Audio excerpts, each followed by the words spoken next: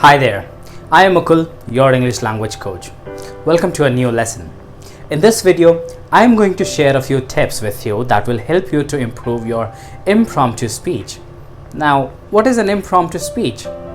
An impromptu speech is a speech that you give on the spot without any preparation.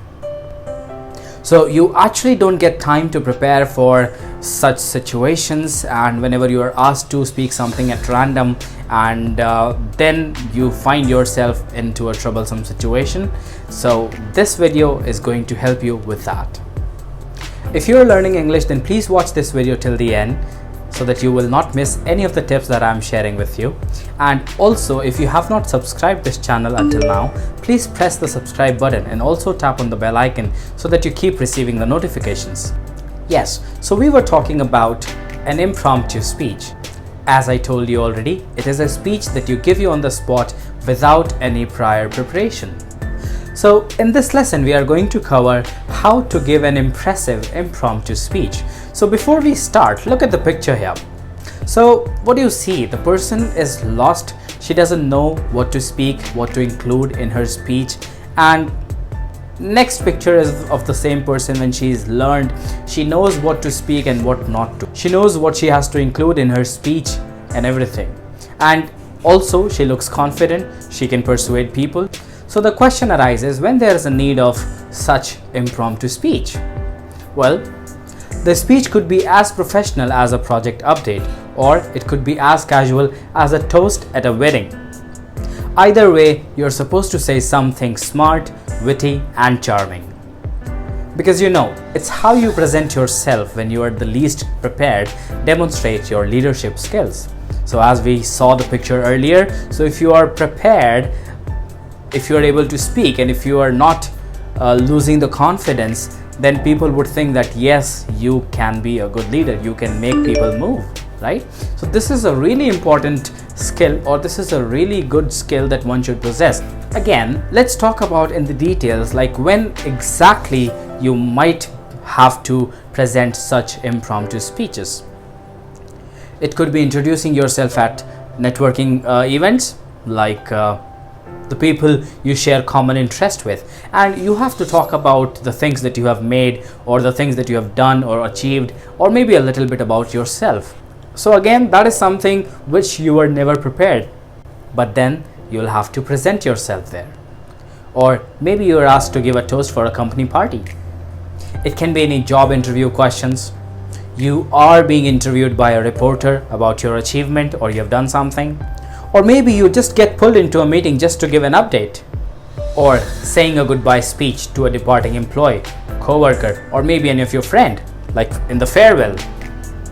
Or you are referred for an input in the middle of the presentation that you did not anticipate it is coming to you.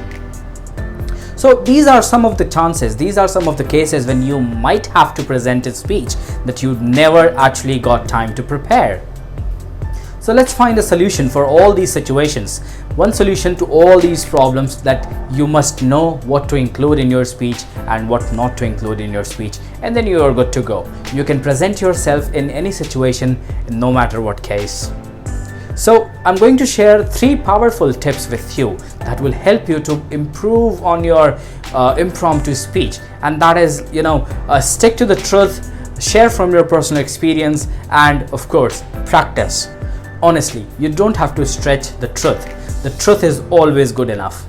For example, if you feel happy to have your colleagues in a meeting, then don't say that I'm super excited, because when you say that, you might feel a need of supporting that statement by some other statement. And when you are actually in a situation when you don't know what to speak and what not to, so it's not a good idea that you exaggerate things and then again you run out of words or the sentences or things that you have to say. So it's always a good idea to stick to the truth.